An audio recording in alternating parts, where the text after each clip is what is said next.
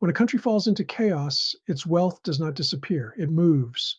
The oil is still in the ground, the gold is still in the vaults. The artifacts, 5,000 years of human history, are still sitting in the museums. The only thing that changes is who holds the keys. In my novel, The Operative, there is a mission built around exactly that question. It is called the treasure chest. And today I want to tell you why I wrote it.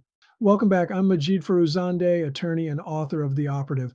This is episode 2 of our series. In episode 1, we asked who really decides when nations go to war.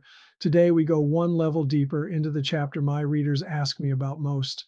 Baghdad, the looting, the chaos, and a man with no real name sent into the middle of it. The chapter is called The Thief of Baghdad. But here is the question I want you to hold on to for the next few minutes. When everything is burning, who is standing calmly at the door, deciding what leaves the building? So what does a covert operative actually do when a country's wealth is up for grabs? That is the premise of Mission the Treasure Chest.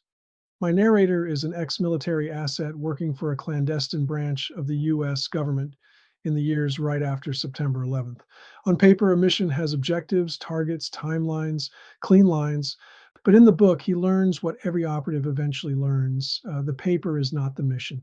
In the chaos of Iraq, the real mission is the treasure.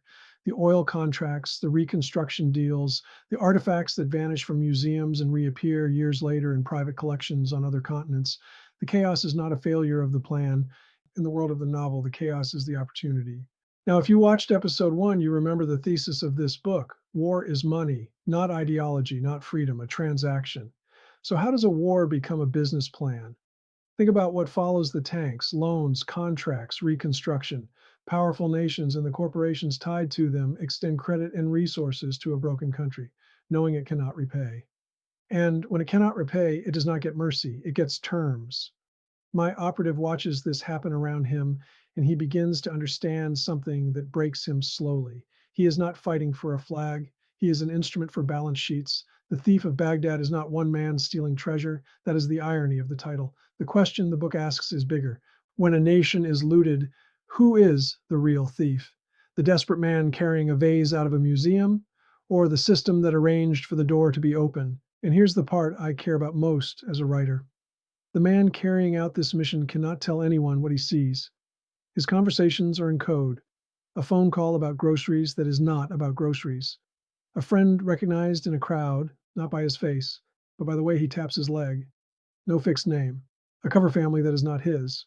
Imagine standing in the middle of the biggest transfer of wealth you have ever witnessed and having no one in the world you are allowed to tell. That is the life. That is the cost. And that is why I wrote this story as fiction, because facts alone do not move people. But if you put a reader inside that man's head, in that marketplace, in that museum, they feel it. And what you feel, you do not forget. If this question grabs you the way it grabbed me, the full mission is waiting for you in the book. The Operative, a spy thriller on the surface. Underneath, the question about who really owns the world. One last note, in the spirit of full transparency, I'm a digital avatar of Majid Foroozandeh, the attorney and author behind this book.